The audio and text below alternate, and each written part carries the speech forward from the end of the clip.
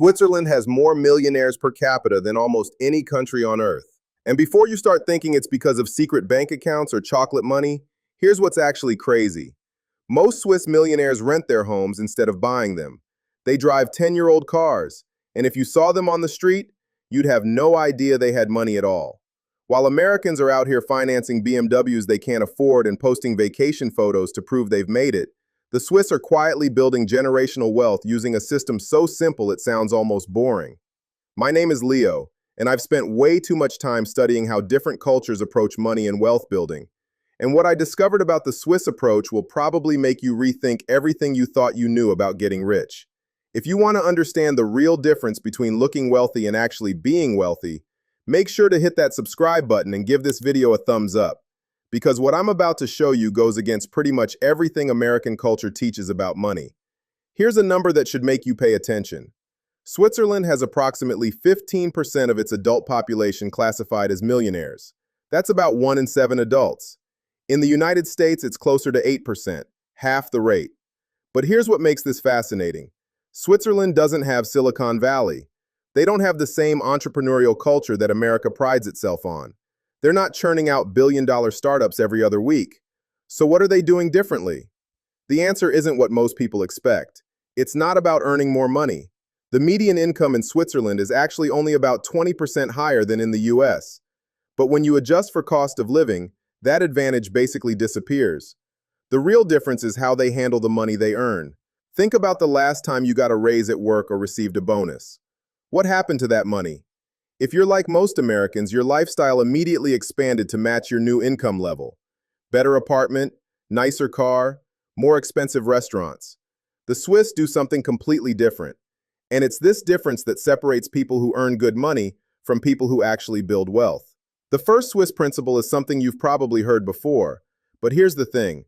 They actually do it, and they do it at a level that would make most Americans uncomfortable. The Swiss automatically transfer 20% to 30% of every paycheck into savings and investments before spending a single dollar on anything else. Not 5%, not 10% when they remember, 20 to 30%, automatically, every single time. Let me put this in perspective with actual numbers because this is where the math gets really interesting. Sarah is 28 years old and earns $65,000 annually.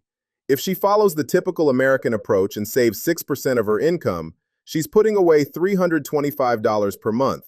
Over 30 years, assuming a conservative 7% return, she'll have about $400,000. That sounds decent, right? $400,000 is nothing to sneeze at. But watch what happens when Sarah adopts the Swiss approach and saves 25% of that same $65,000 income. She's now putting away $1,354 per month. That's uncomfortable for most people. That requires saying no to things. That means driving an older car and skipping some of those restaurant meals. But over those same 30 years, that 25% savings rate grows to $1.67 million. Same person, same income, same rate of return. The only difference is the percentage she decided to save, and that difference is $1.27 million. That's not a typo. We're talking about the difference between a comfortable retirement and generational wealth, all because of one decision about how much to save. But here's where this gets even more interesting. And this is the part that's going to challenge everything you think you know about building wealth. The Swiss aren't just saving more money, they're spending it completely differently than Americans do. And nowhere is this more obvious than in the two biggest purchases most people make in their lifetime. In America, we have this idea that once you make it, you show it. You upgrade to the bigger house. You lease the luxury car. You make sure everyone knows you're successful. The Swiss think this is completely insane. They call their approach stealth wealth, and it's exactly what it sounds like. The wealthier they get, the less they show it. They actively hide their money instead of advertising it. I'm talking about millionaires driving 15-year-old Volkswagens, people with 7-figure investment portfolios wearing the same jacket they bought a decade ago, families with generational wealth living in modest apartments instead of sprawling estates.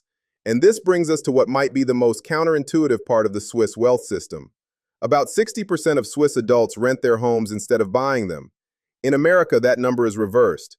About 65% of Americans own their homes, and we're told from a young age that renting is throwing money away, and that homeownership is the foundation of building wealth. The Swiss completely reject this idea. Here's the logic that most people miss. When you buy a house, especially in an expensive market, you're tying up massive amounts of capital in a single asset that typically appreciates at about 3% to 4% per year. Let's run the actual numbers on this because it's going to surprise you. Michael lives in a city where the average home costs $500,000. He follows the American dream and buys that house. With a 20% down payment, he needs $100,000 up front. His monthly mortgage payment at current interest rates is about $3,200, plus another $500 for property taxes and insurance. That's $3,700 per month. His neighbor, following the Swiss approach, rents a similar home for $2,800 per month. That's $900 less per month than Michael's total housing cost. Instead of buying, he invests that $100,000 down payment and the $900 monthly difference. After 10 years, Michael's house has appreciated to about $675,000. He's built $175,000 in home equity, minus the $50,000 he's paid in property taxes, insurance, and maintenance. Real gain, $125,000. His Swiss-minded neighbor? That $100,000 investment has grown to $215,000 at 8% returns. The monthly $900 difference has compounded to another $165,000. Total, $380,000 in liquid investable assets. Michael has $125,000 locked up in a house. His neighbor has $380,000 that can generate income, be accessed in emergencies, and continue compounding. Same housing situation. Same monthly spending adjusted for the difference. But one person has 3 times the wealth and infinitely more flexibility. This is why the Swiss rent. But here's where the Swiss system gets really strategic. And this is something that separates their approach from just being cheap or overly frugal. The Swiss dedicate 5% to 10% of their income every year to learning valuable skills.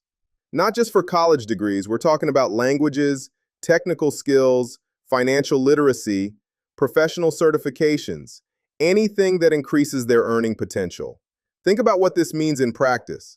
Someone earning $70,000 per year is investing $3,500 to $7,000 annually into their own skills and knowledge. That's more than most Americans spend on their personal development in a decade. But here's why this matters so much. Let's say you invest $5,000 per year in learning skills that increase your income by just 5% annually.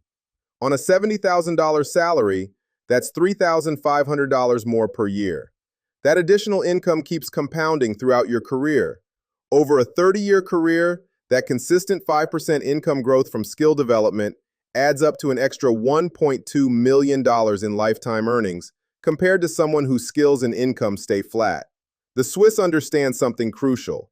The best investment you can make is in yourself.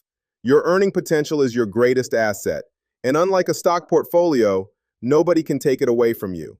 Now, we've covered how the Swiss save more, spend less on status, rent strategically, and invest in themselves. But there's another layer to their system that most people never consider. And this is where the stereotype about Swiss banking actually contains some truth, just not in the way most people think. The average Swiss millionaire doesn't just have one bank account. They typically maintain relationships with 3 or 4 different financial institutions, each serving a specific purpose. One local bank for daily transactions, one private bank for personalized wealth management, one international bank for foreign currency and global investments. This isn't about hiding money from taxes or doing anything illegal. It's about diversification and optimization. Different banks offer different advantages. Some have better interest rates on savings. Some provide superior investment platforms. Some specialize in international markets. Some offer better security and insurance. By strategically using multiple banks, you're not putting all your eggs in one basket. You're maximizing the benefits available to you, and you're protecting yourself from any single institution's failure or policy changes. But the Swiss take this even further. They hold assets in multiple countries, not just multiple banks within Switzerland. This gives them access to different markets, different currencies, and different economic conditions. When Switzerland's economy slows down, their U.S. investments might be thriving. When the dollar weakens, their European holdings maintain value. Most Americans think about diversification as owning different types of stocks within the U.S. market. The Swiss think about diversification on a global scale. Here's something that might be hard to hear.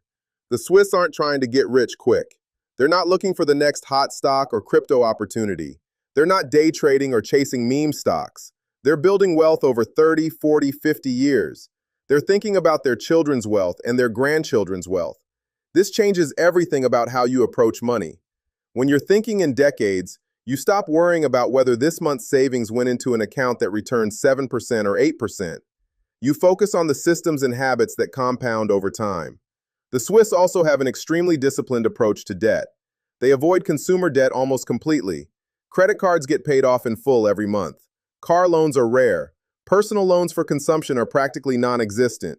The only debt most Swiss people carry is a mortgage if they choose to buy property later in life. And even then, they typically aim to pay it off aggressively rather than stretching it out for 30 years. Compare this to Americans, where the average household carries over $155,000 in debt, including mortgages, credit cards, car loans, and student loans. Every dollar you pay in interest is a dollar that can't be working for your future. Every month you carry a credit card balance at 22% interest is a month you're moving backwards financially, even if you're saving money elsewhere. The Swiss understand that avoiding bad debt is just as important as making good investments. The final Swiss principle sounds almost old-fashioned, but it's incredibly practical. They buy high-quality items that last, and they repair things instead of replacing them.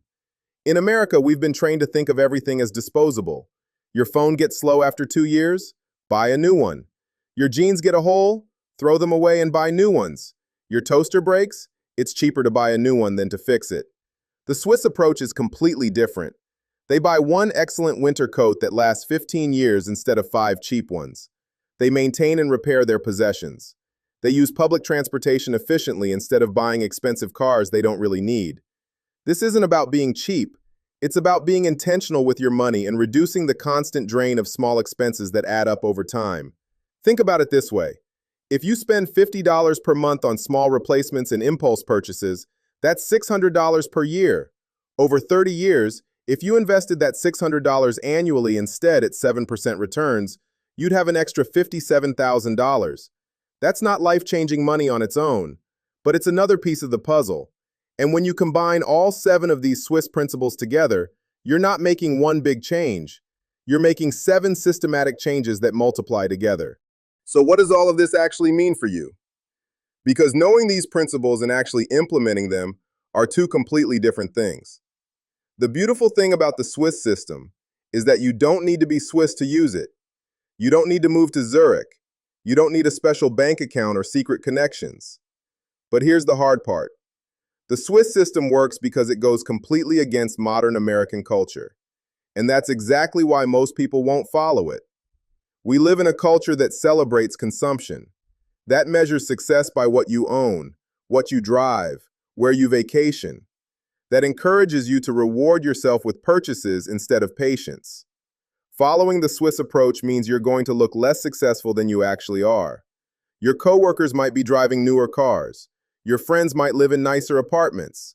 Your social media feed might make you feel like everyone else is living this glamorous life while you're being boring and responsible. But here's what's really happening. While they're spending 90% of their income maintaining an image of success, you're saving 25% and quietly building actual wealth. While they're financing everything they own, you're building investment portfolios that generate passive income. In 10 years, you'll have options they can't even imagine. In 20 years, you'll have freedom they'll spend their entire lives chasing. The Swiss approach isn't sexy. It doesn't make for good Instagram content. You can't brag about it at parties. But it works. Consistently, predictably, mathematically. Let me show you one final set of numbers that puts this all together. 2 people, both earning $70,000 per year. Person A follows the typical American approach, saves 6%, $350 per month, buys a $450,000 house with a mortgage, finances a $35,000 car every 5 years, carries average credit card debt of $6,000. After 30 years, net worth approximately $600,000. Person B follows the Swiss approach, saves 25%, $1,458 per month, rents and invests the difference, buys reliable used cars with cash, carries 0 consumer debt. Invest an additional 7%, $408 per month, in skill development. After 30 years, net worth approximately $2.4 million. Same starting income, same 30-year timeline, 4 times the wealth. That's the Swiss difference. Look, I'm not saying you need to implement all 7 of these principles tomorrow. That would be overwhelming and probably unsustainable. But here's what I want you to think about. Pick one. Just one Swiss principle from today's video and commit to it for the next 90 days. Maybe it's automating 20% of your paycheck into investments before you can spend it. Maybe it's deciding to drive your current car for 5 more years instead of upgrading. Maybe it's committing to spending 5% of your income on learning valuable skills. Just one change. One systematic shift in how you think about and handle money.